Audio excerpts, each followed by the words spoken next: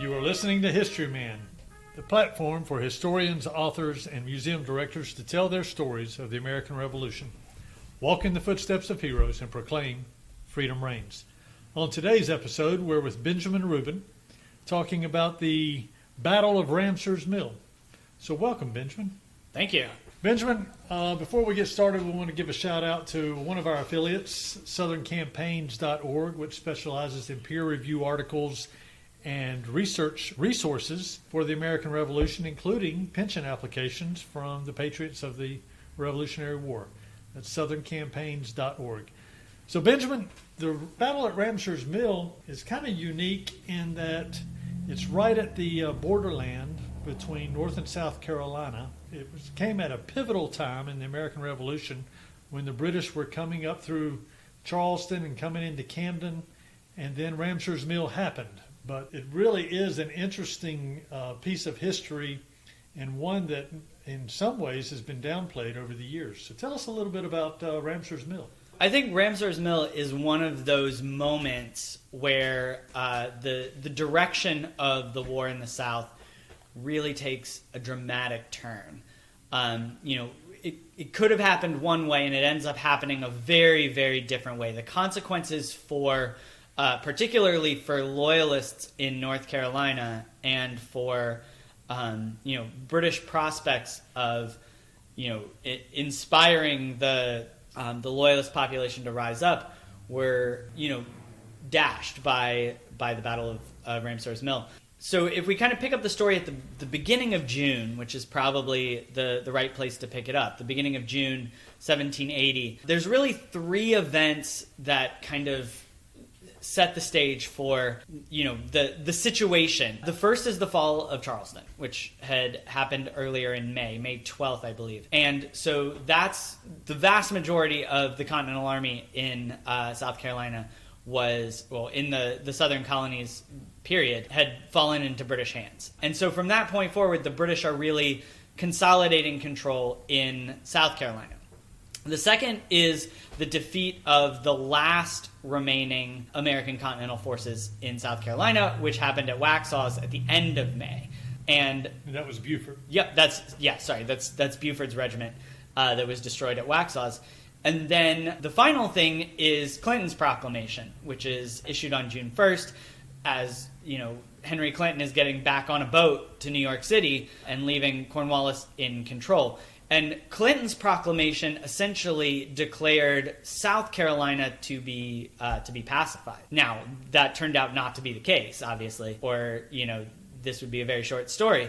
But that certainly was the British perspective at that point, was that South Carolina had been pacified, and the next move was to carry the war into North Carolina.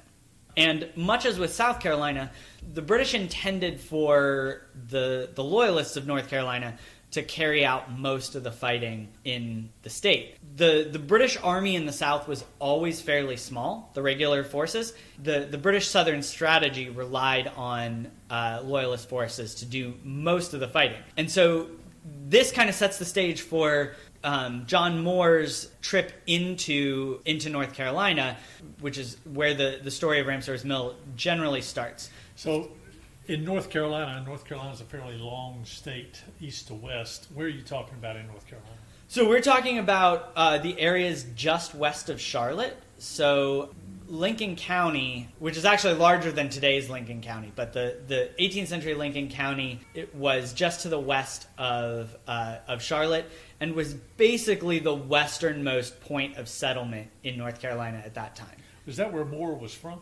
It was actually. So Moore is originally from the Lincoln County area, or at least had lived most of his life there. It's a little bit unclear whether he was born there or if he was born earlier, before his father had migrated into the area. But he certainly lived most of his life there in what then was called Tryon County, before the creation of Lincoln County. And interestingly, his father, Moses Moore, was an early supporter of the Patriot cause and had actually signed several of the resolutions opposing British government, and actually had become something of a Whig community leader.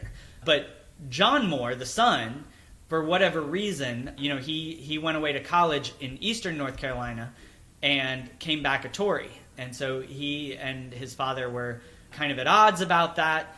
And in 1779, at the height of Whig control of North Carolina, John Moore had tried to basically stage an insurrection, a counter-revolution, and had been chased out of town. At which point he had gone to Georgia and joined the British Army and had been fighting in Cornwallis's army for the past year and a half or so. He actually got promoted while he was with the British at that point, right? He did, yeah. So by this point, he is a lieutenant colonel in the provincial forces. He was the second in command of the Royal North Carolina Regiment. So the Royal North Carolina Regiment is basically this group of North Carolina refugees who had been assembled with the British Army originally in Georgia and formed into this, essentially regular army regiment. And yeah, so by this point, Moore is the second highest ranking officer in that regiment. So they formed this this group of people from North Carolina to become this regiment, and they're all in Georgia. Why were they in Georgia to begin with? Because that's where the war was in 1779. It was outside of Savannah and Augusta. So by 1780, by the time that our story takes place, the Royal North Carolina Regiment was actually in South Carolina and was operating as a garrison for a number of the British outposts in the backcountry. John Moore himself, he was a big guy. Yeah, according to a lot of accounts, yeah. He evidently held some sway both physically and had a magnetic personality to bring people to his side, so to speak. So, and that's why I guess the British gave him a leadership role. Yeah, so it's a little bit unclear what his instructions were when he goes back to Lincoln County. This is one of those great controversies that developed after the war, because Cornwallis writes later. He tells us what he told Moore to do, but that's all written in retrospect, right? Cornwallis's memoirs are very much about shielding himself from blame, and there's significant reason to believe that Moore's instructions were worded a little bit differently than what Cornwallis tells us. So after the war, Cornwallis tells us that his instructions to Moore were to go to the Ramsour's Mill area, to be in communication with the Loyalists, but basically to lay low, to bring in the harvest, and to wait for the British Army, right? That they were going to be invading North Carolina after they had finished consolidating power in South Carolina, which he expected to be in the fall, and that what he wanted was for Moore to lay the groundwork for an uprising that would happen in the fall of 1780. Now, if you look at the correspondence that Cornwallis is sending at that time, the instructions that he sends to Lord Rawdon at Camden, also the dispatches that he's sending back to his subordinate his superior Henry Clinton, you get a little bit of a different picture where it appears that his actual instructions to Moore gave Moore a little bit more discretion in terms of how to interpret these orders. Now, one other important thing that's worth noting is that at the time that Moore rides out of the British camp at Camden and heads north to North Carolina, the Battle of Waxhaws had already happened, but Moore was not aware of it. He had not heard about the Battle of Waxhaws yet. And this becomes important to the story a little bit later. But in any event, he arrives, he actually comes to his father's home, which is a cabin on Indian Creek. And this is another one of those places in the story where, there are some interesting implications and no hard answers from the historical record as to how his father received him. Because his father was this prominent Whig leader, or at least had been earlier. We don't know if maybe his sympathies had changed by that point, or whether he disagreed with his son but decided to protect him anyway because they were family, or whether, his son effectively kidnapped him, and held him hostage in his own home. We don't actually know. Any of those are possible. But whatever the truth, Moses Moore's cabin turns out to be the location where John Moore decides to assemble the local Loyalist leaders. So did he assemble these by himself, or did he use other family members, or other friends in the community to do that? The historical record is not super clear on that, but it probably would have been, he would have contacted some individuals who he knew were loyalists. He would have probably contacted them personally, and then word would have spread from, in sort of the way that viral ideas spread, right? So should this be the battle of Moses Moore's plantation instead of Ramsour's mill? Well, the battle itself doesn't take place at Moses Moore's cabin. It does take place near there on the properties that are owned by the Ramsour mill, the Ramsour property, which is where the mill itself was, and also the Reinhardt farm, Christian Reinhardt's farm. And those are near the location of a high school today. There's actually a high school sitting on top of the battlefield. Okay, all right. So he decides to get the word out, hey, everybody meet over here. We're going to talk about some things. Then what happens? Yeah, So when was that? So the original meeting at Ramsour's mill happens on June 7th. Okay. Okay, so in fact, Cornwallis' story changes quite a bit. Now, we don't know the exact details or the exact contents of the letter that Moore carried with him. But on June 2nd, so before the battle, around the time that Moore is being sent north, Cornwallis writes to his superior, to Henry Clinton, and I'm going to quote here, he writes, "I have sent emissaries to our friends in North Carolina to state my situation to them, and to submit to them whether it would not be prudent for them to remain quiet until I can give them effectual support, which could only be done by a force remaining in the country. At the same time, I assured them that, if they thought themselves a match for their enemies without any regular force, and were determined to rise at all events, I would give them every assistance in my power by incursions of light troops, furnishing of ammunition, etc." Right? That's what Clinton says, or what Cornwallis says on the 2nd. He says to Clinton, I sent them there, I told them to consider staying quiet, but if they thought they were a match for the Whigs, to go ahead and rise, and I would support them. All right, now here's what he writes to Clinton not even a month later, on June 30th, after the disaster at Ramsour's mill. He writes, quote, "I sent emissaries to the leading persons amongst our friends, recommending in the strongest terms that they should tend to their harvest, prepare provisions, and remain quiet until the king's troops were ready to enter the province. Notwithstanding these precautions, I am sorry to say that a considerable number of loyal inhabitants in Tryon County, encouraged and headed by a Colonel Moore, whom I know nothing of, and excited by the sanguine emissaries of the very sanguine and imprudent Lieutenant Colonel Hamilton, rose on the 18th instant without order or caution, and were in a few days defeated by General Rutherford with some loss. I still hope this unhappy business will not materially affect the general plan or occasion any commotions on the frontiers of this province."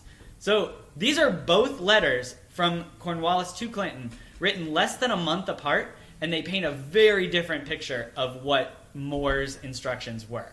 He kind of threw him out with the bathwater, didn't he? He did. In fact, in the second instant, Cornwallis literally says that he doesn't know who Moore is, despite telling Clinton in the earlier letter that he had sent emissaries, of whom he is obviously referring to Moore. Right. So take that for what it is. When we talk about what Moore's instructions were. In any event, early June, Moore is in North Carolina. He has assembled this group of loyalists on June 7th at his father Moses Moore's home, and he gives them some instructions. There are about 40 men who showed up. Again, we don't know exactly what those instructions were, but from that point, they dispersed, and with instructions to reassemble again at a later date at Ramsour's mill. Now, at this point,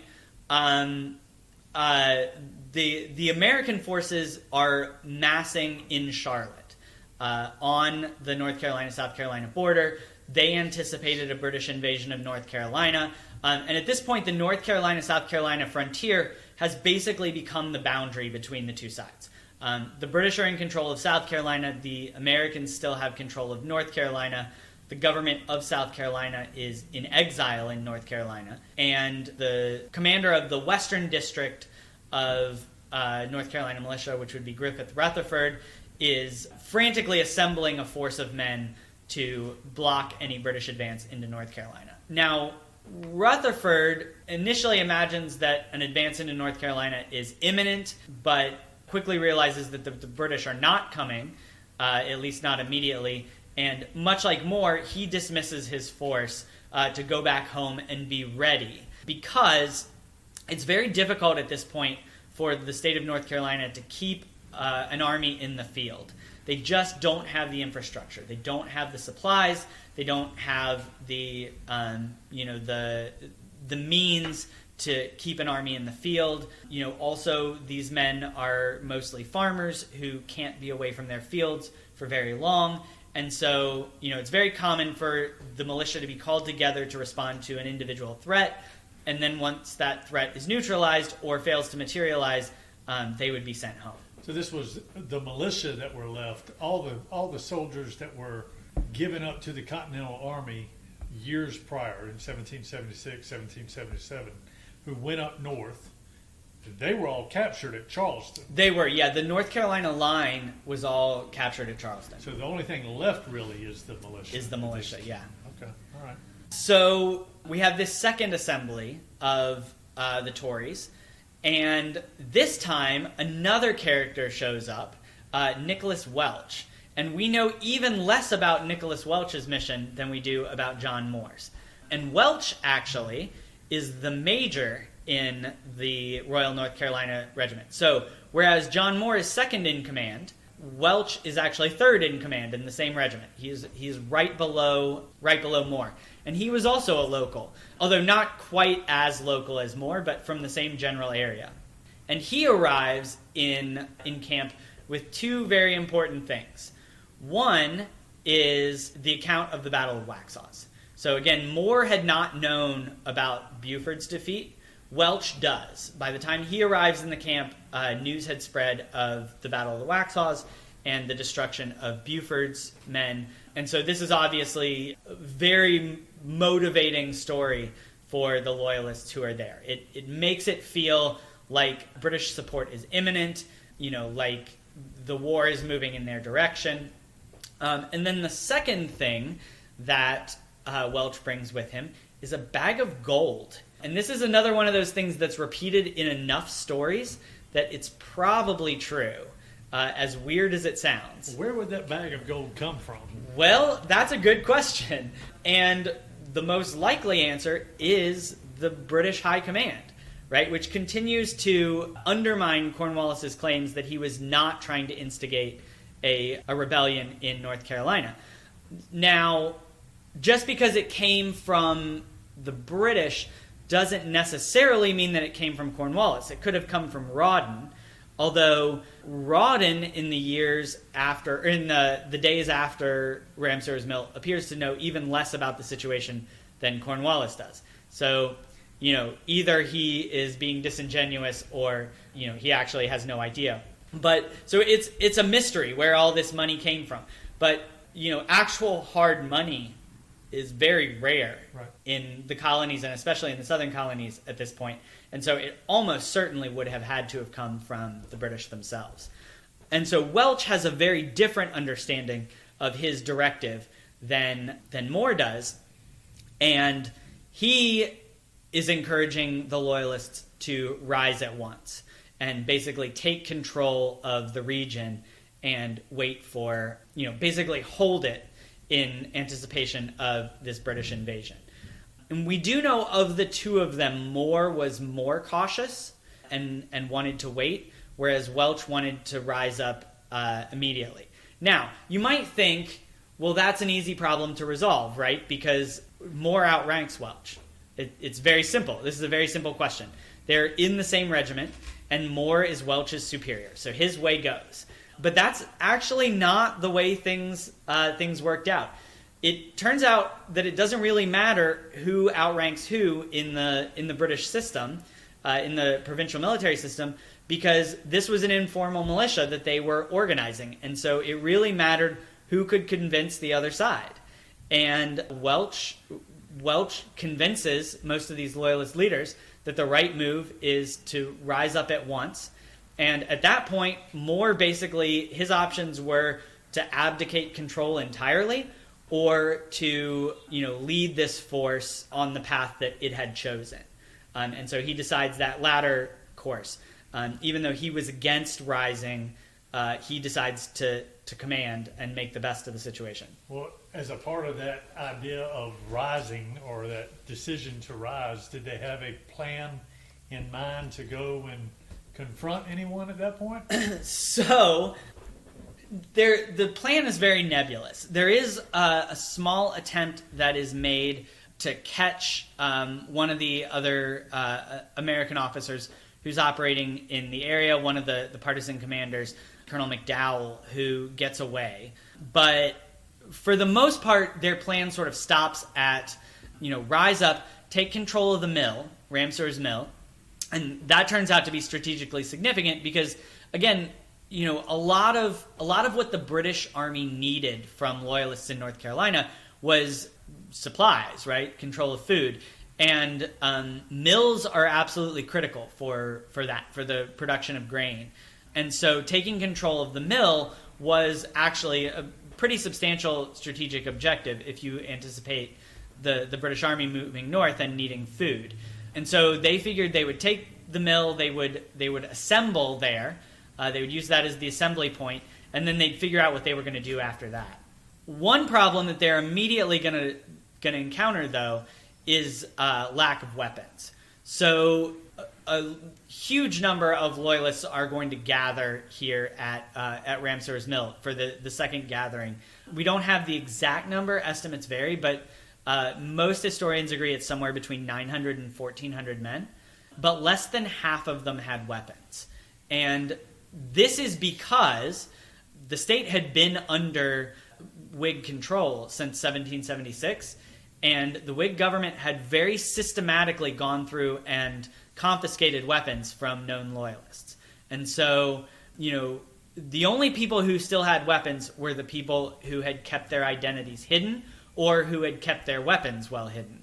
And, everyone else had been effectively disarmed. And so one of the things they were counting on the British for was to distribute weapons, to distribute muskets to this force, which, the British actually had lots and lots of extra weapons at this point because they'd all been captured at Charleston. All of the muskets carried by the Continental Army had been captured at Charleston, and the British were prepared to redistribute them. Okay, so what happens there? They meet again. Did they go and take over the Ramsour's mill? They did. Yeah, they moved. They set up their camp on the mill grounds and the surrounding property, which is Christian Reinhardt's property, and they essentially wait. So was Ramsour a patriot or a loyalist? So Ramsour, as far as we can tell, had patriot sympathies, but was not necessarily active in the patriot cause.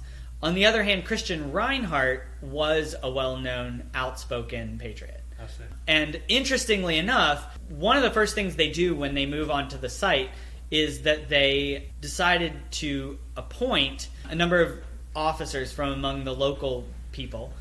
And among those captains were the three brothers Warlick, who would, end up playing a major role in the battle to come. And their sister, Barbara Warlick, was actually married to Christian Reinhardt. And so there's this really interesting family connection between the local Tories and the local Whigs. And Barbara Reinhardt is, formerly Barbara Warlick, is often cited as one of the principal sources of information that provided information to the Whigs about the Tory camp.